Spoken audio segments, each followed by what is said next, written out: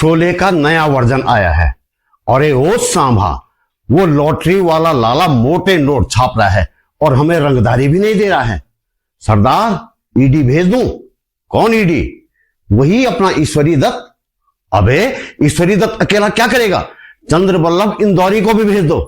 अच्छा सीबीआई, ठीक है सरदार, अभी भेजता हूं। लॉटरी वाले की औकात से 7 गुना न वसूला तो कहना। इलेक्टोरल बॉन्ड का करीब करीब यही किस्सा है।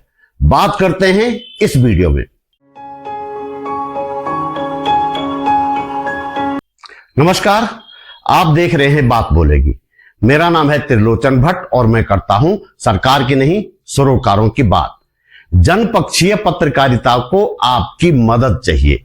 आप वीडियो अंत तक देखकर लाइक, कमेंट और शेयर करते हैं तो YouTube कुछ और लोगों तक ये वीडियो भेजता है। यानी कि आप बिना एक भी पैसा खर्च किए मेरी बड़ी मदद करते हैं।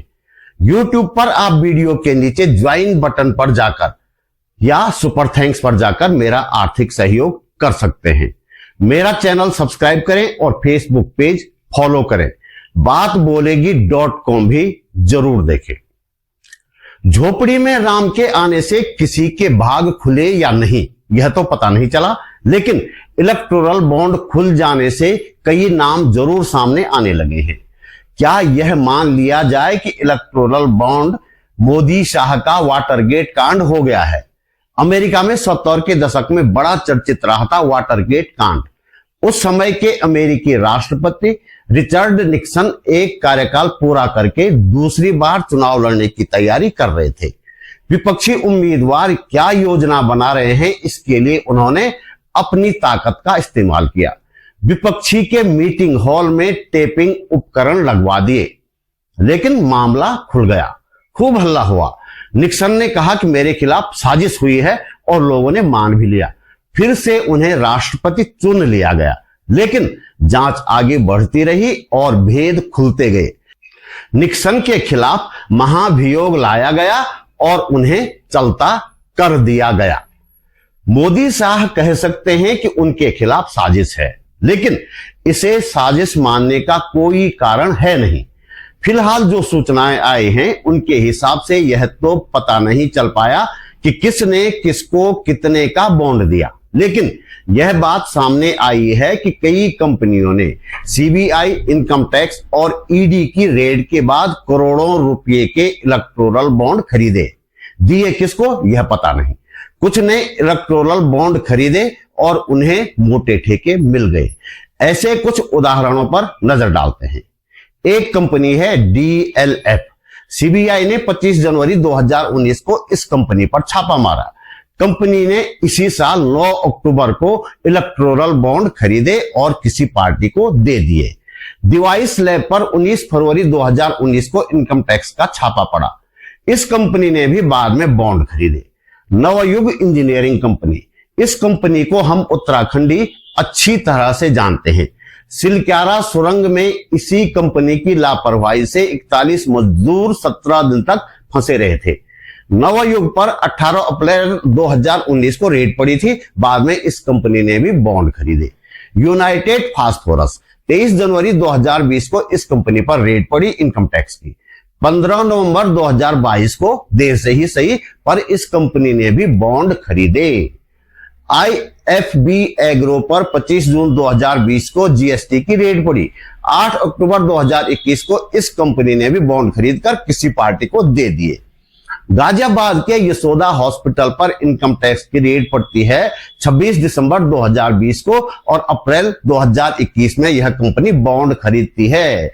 शायद हॉस्पिटल मालिकान को फिर से रेड पड़ने की आशंका थी, इसलिए अक्टूबर 2022 में फिर से बॉन्ड खरीदे और कुल बॉन्ड की कीमत थी 162 करोड़ रुपए।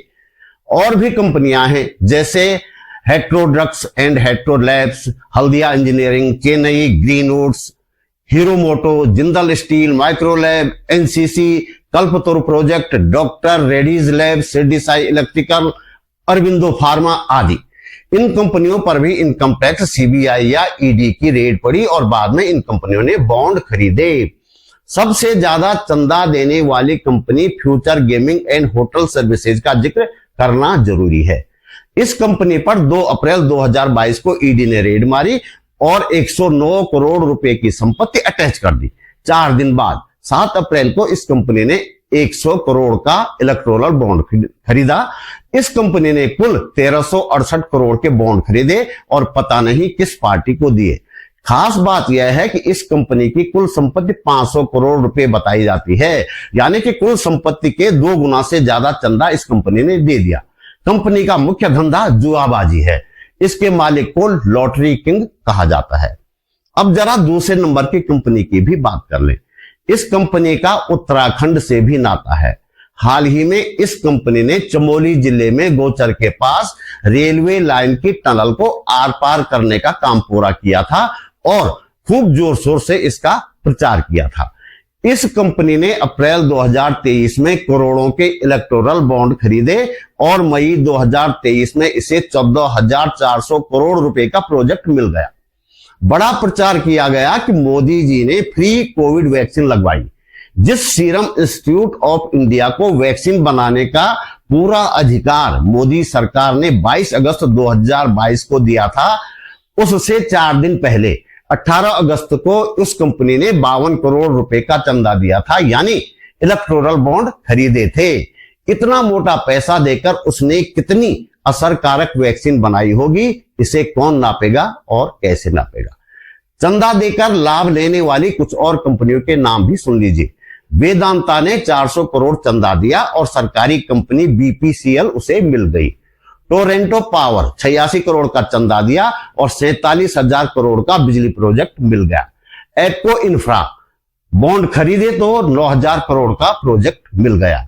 Wonder cement, bright star investment, Mittal group सहित कई और कंपनियां हैं जिन्होंने इलेक्टोरल बॉन्ड खरीदा और कुछ ही दिनों में सरकार से इन कंपनियों को लाभ मिल गया। इससे इतर कुछ कंपनियां ऐसी भी हैं जिनका लाभ बहुत कम है लेकिन चंदा मोटा दे दिया। जरा ये ग्राफिक देखिए। Future gaming and hotel services company का उदाहरण मैं पहले दे चुका हूं। इसका शुद्ध लाभ सिर्फ 215 करोड़ है और चंदा दिया इसने 1,368 करोड़ रुपए। क्विक सप्लाई चेन का शुद्ध लाभ हुआ 109 करोड़ और चंदा दिया 410 करोड़। एमकेजे एंटर लाभ हुआ 1 करोड़ रुपए और चंदा दिया 192 करोड़। मदन लाल लिमिटेड 1.81 करोड़ का लाभ और 183 करोड़ चंदा। समझ रहे ना आप खेल। इनके पास ये पैसा कहां से आया?